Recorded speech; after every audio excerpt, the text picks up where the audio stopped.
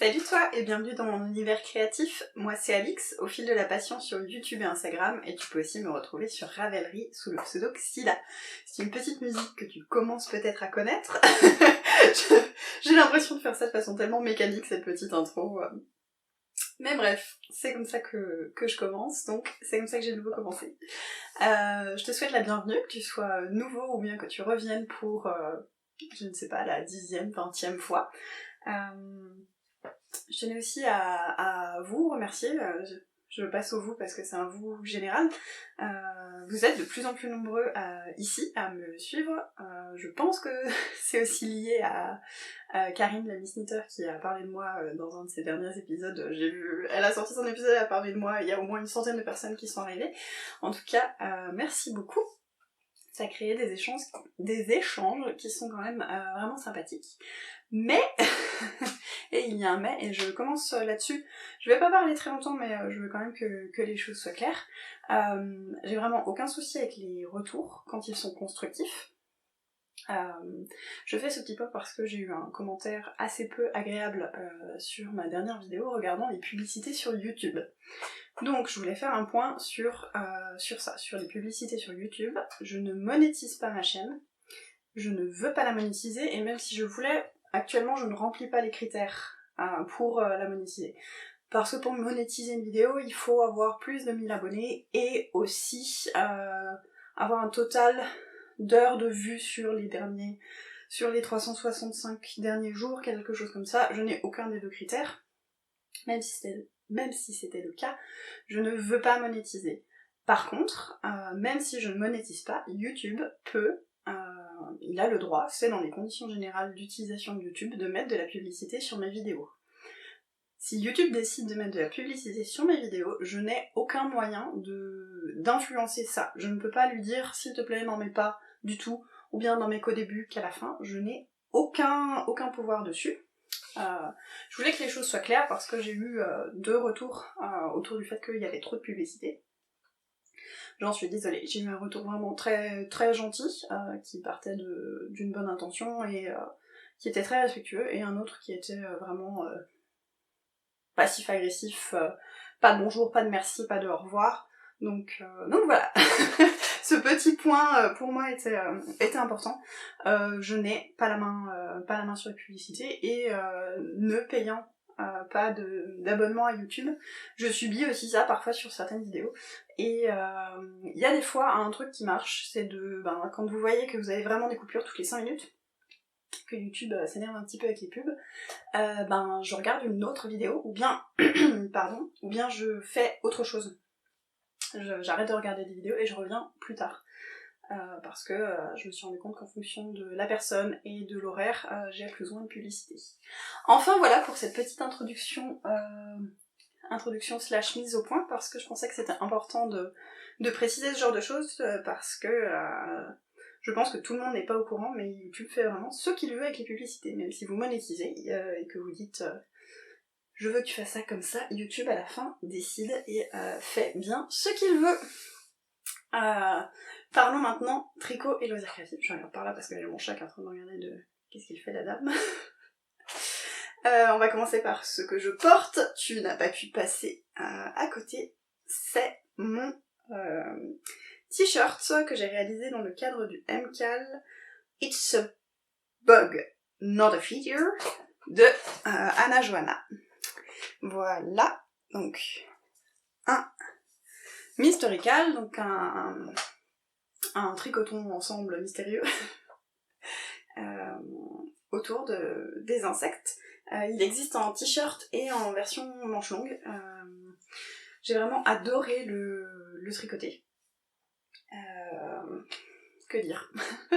J'ai utilisé donc de la Arwetta de Filcolana en noir que j'ai acheté à cet effet. C'est la première fois que j'ai utilisé la Arwetta. Et ensuite j'ai utilisé divers restes. Il y a un petit reste ici qui est de la Vilaine, le rouge le plus foncé. Le rouge qui est ici c'est de la Arcoiris. Et ensuite tous les autres restes, ce sont tous des restes de mini...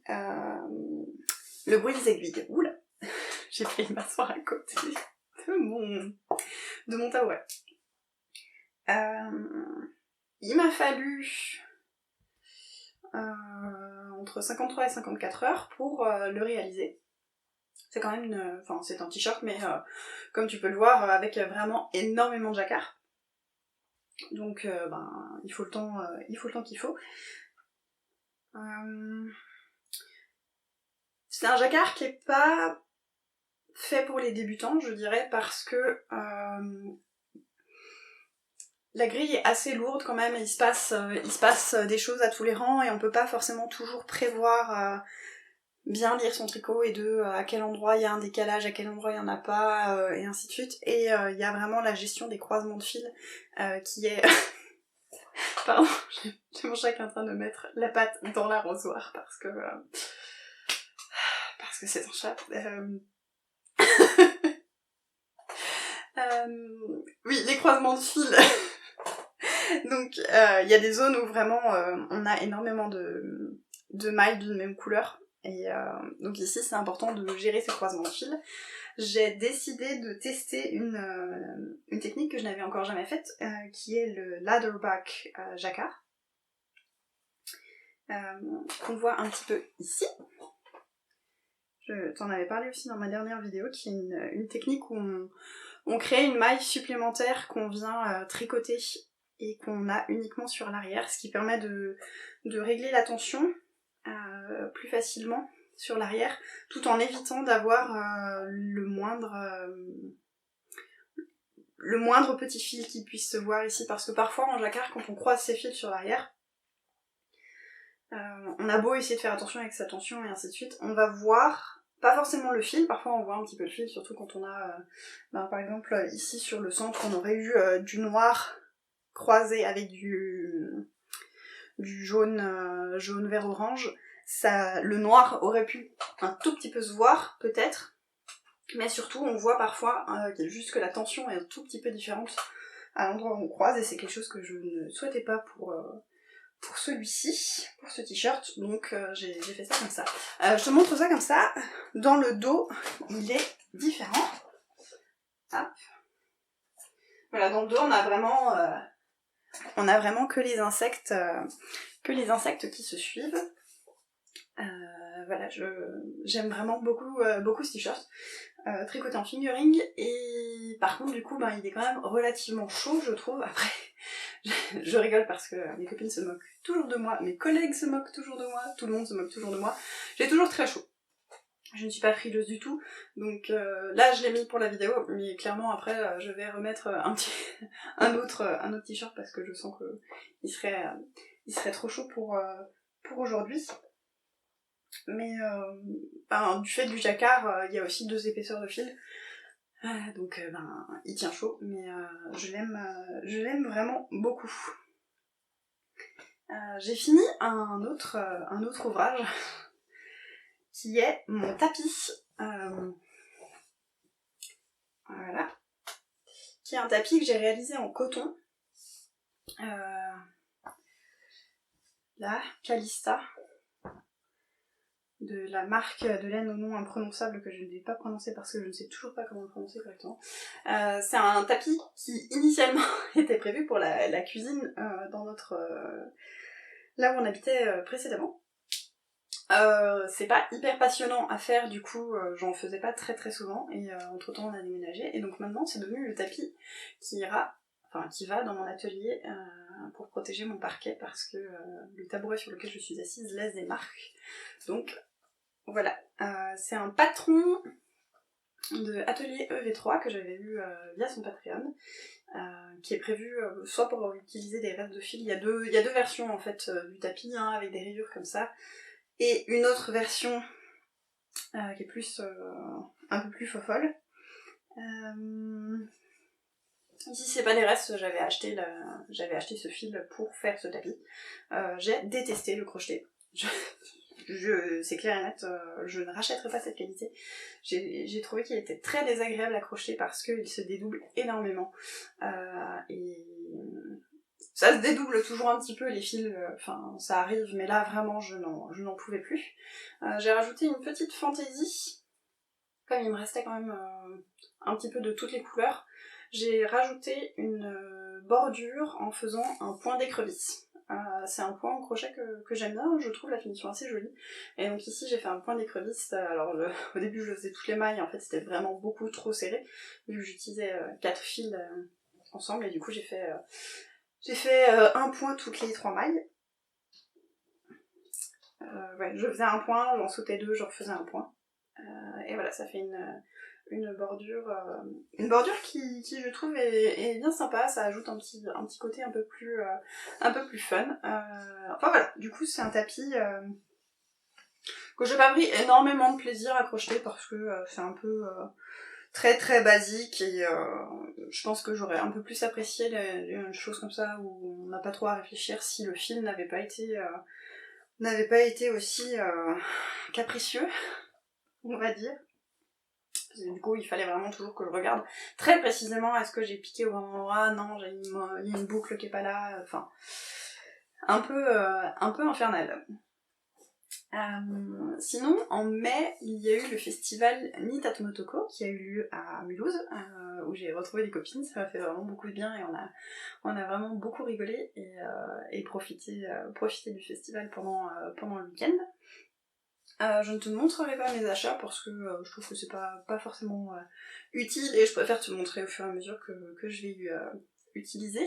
Un des achats que je te montre quand même parce que justement j'ai commencé à l'utiliser, c'est le dernier Pom Pom magazine dans lequel j'avais flashé quand Pom Pom sur Instagram faisait la publicité, j'avais flashé sur ce t-shirt, qui est un t-shirt au crochet qu'on voit beaucoup mieux ici, avec un système de tissage. Il m'a obsédée jusqu'à ce que Pom Pom sorte. C'était vraiment mon objectif d'acheter le Pom Pom au festival pour pouvoir crocheter ce t-shirt. J'ai pris des fils qui sont dans mon stock.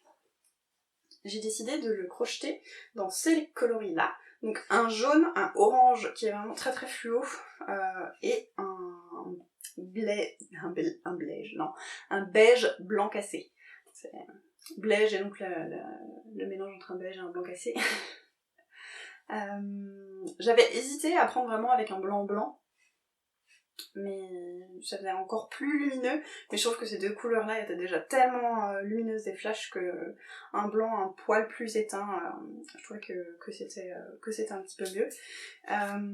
La jaune ici, je n'ai pas d'étiquette, c'est un fil très fin que j'avais acheté chez Emmaüs. La orange, c'est de la Bergère de France en qualité coton 50. 50% coton, 50% acrylique. C'est ma maman qui m'avait donné ses restes, elle s'est fait un pull d'été ajouré avec des torsades qui est magnifique et qui est hyper flash, hyper peps, et elle m'avait donné ses restes, qui sont des beaux restes parce qu'il y a 5 pelotes. Et ensuite, donc, ces pelotes-ci, c'est de DMC. Alors, ici tu vois l'étiquette, donc c'est du coton mercerisé. DMC, qui est assez fin aussi et qui m'avait été offert par Marie à Atelier Rosélia. Donc, ça y est, je suis nouveau en train de faire des nœuds. J'ai fait un premier échantillon qui est ici. Donc j'ai fait un premier échantillon et sur cet échantillon là il me manque 2 mailles en termes de alors largeur. Non, vu la forme, c'est assez bizarre dans la façon dont c'est construit. En tout cas, c'est un tout petit peu trop petit. Je n'avais pas de crochet de taille supérieure qui me convenait, donc j'ai acheté des crochets et j'ai refait un échantillon qui lui, en termes de taille, convient et correspond. Par contre, je trouve que cet échantillon-là, si on le compare à celui-là ne se tient pas du tout. J'ai vraiment peur que si je pars là-dessus, je me retrouve avec quelque chose qui ne se maintienne pas du tout. et qui finissent par se déformer. Vu le temps de travail qu'il va y avoir dessus, je trouve ça dommage, et c'est vrai que ça fait très déjaugé et assez irrégulier, parce que là c'est quand même vraiment très déjaugé. Donc je vais partir quand même, je pense, sur celui-ci.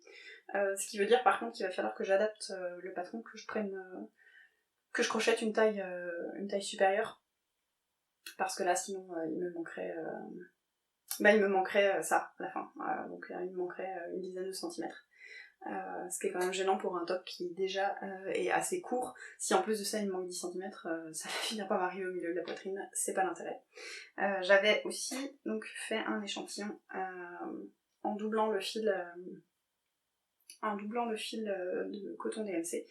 Et ici même chose, je trouve que avec le crochet de taille supérieure ça va pas, il y a un truc qui me convient pas. Donc j'avais fait mes petits échantillons, je me suis dit bon, je me laisse le temps de la réflexion quand même, et au final je pense vraiment que je vais partir sur celui-là. Mais du coup j'ai eu une nouvelle lubie. J'ai regardé le dernier épisode de Audrey Borrego, Yarn Flakes. Enfin le dernier, je ne sais pas si c'est le dernier maintenant, mais un épisode où elle montrait un échantillon qu'elle avait fait pour un pull. Et cet échantillon m'a obsédée. Et quand je l'ai vu, j'étais là, je veux ça sur le bas d'un top. Avec l'émail en verre qui remonte. Et du coup, c'est ce que j'ai fait. Et c'est ce que je suis en train de faire. Donc voilà, j'ai passé la dentelle. Donc ce motif de dentelle, donc c'est un...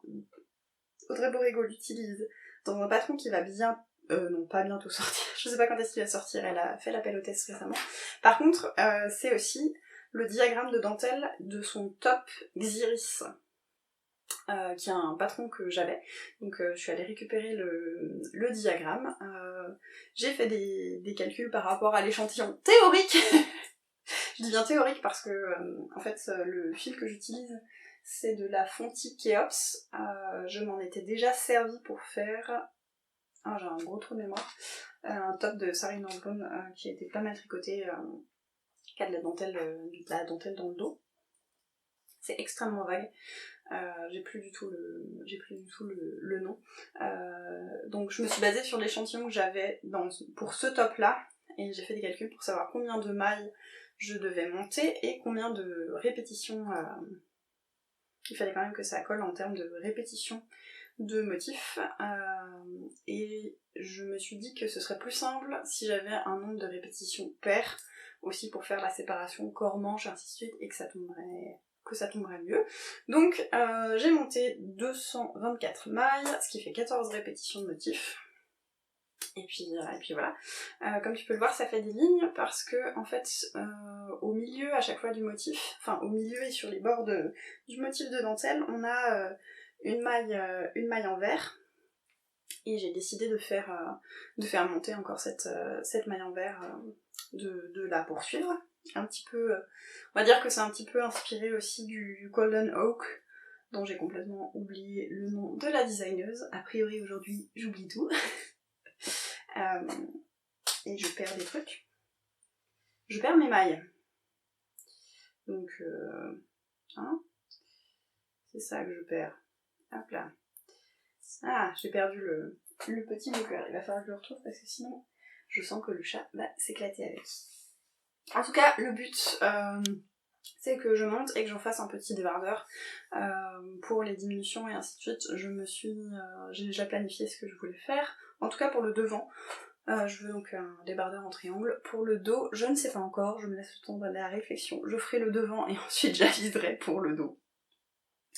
Je vais aussi très bientôt faire le MCAL Gnome de Imagine Landscape.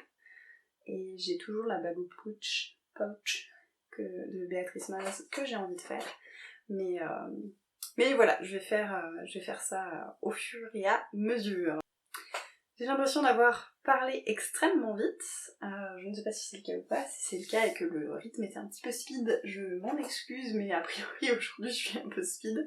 C'est mon dernier jour de vacances et j'ai encore plein de choses que j'ai envie de faire, donc on verra ce que j'arrive à faire ou pas.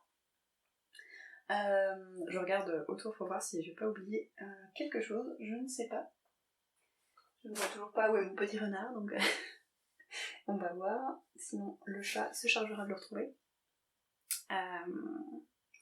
Oui, j'avais parlé du fait que je voulais faire de la couture et tester un peu le patchwork. J'ai ma pile de jeans ici que je veux utiliser, mais j'ai vraiment pas eu du tout l'espace mental ni l'énergie pour tester des nouvelles choses.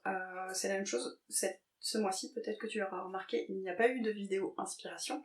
Même chose, j'avais pas du tout la tête à ça, donc ça reviendra le mois qui vient, normalement, en juin, il devrait y avoir une vidéo inspiration. À moins qu'il y ait une catastrophe, donc on verra ce que nous réserve juin. En tout cas, pour l'instant, c'est vraiment le top qui est ici, que j'ai appelé le top obsession, parce que vraiment, il m'a obsédé pendant une semaine, et après, je me suis dit, bon, maintenant, je me monte, parce que vraiment, j'ai très envie de ce petit top. À voir si à la fin, ça correspond, et en termes d'échantillons, en termes de rendu, et ainsi de suite, si j'arrive à faire ce que je veux. Je devrais avoir assez de fil. J'ai aussi un mystère à résoudre qui est...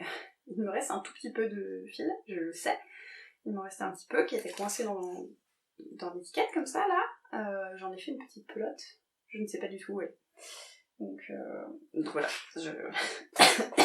Pardon. Je ne sais pas. C'est le mystère. Nous verrons. Je crois que j'ai fait le tour.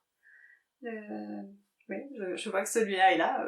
Il était là le mois dernier, il est encore là, il attend. On verra quand est-ce que je me motive à faire la partie couture. Ah si, voilà. Il me semblait bien qu'il y avait un truc que j'avais oublié. J'ai fait aussi autre chose au tricot, que je ne peux pas te montrer pour l'instant. Avec des copines tricot, on se fait un échange de calendrier de l'Avent. On se fait un calendrier de l'Avent 12+1. Et du coup j'ai réalisé quelque chose pour ce calendrier, ce qui fait que j'ai quand même passé du temps sur autre chose que je ne peux pas te montrer pour l'instant parce que je sais qu'elle regarde les vidéos, donc hors de question que je montre quoi que ce soit maintenant. Dis-moi dans les commentaires si ça t'intéresserait que je fasse une vidéo spécifique au calendrier de l'Avent, au moment de l'emballer par exemple. Je pourrais faire une petite vidéo pour te montrer un petit peu ce que je mets dedans. Je sais pas. Dis-moi si ça t'intéresserait ou pas. Je vais arrêter de bavasser et de parler pour ne rien dire. J'espère que tu auras passé une bon moment. Non. J'espère que tu auras passé un bon moment en regardant cette vidéo. Et je te dis à la prochaine fois. Voilà. On va y arriver. Salut!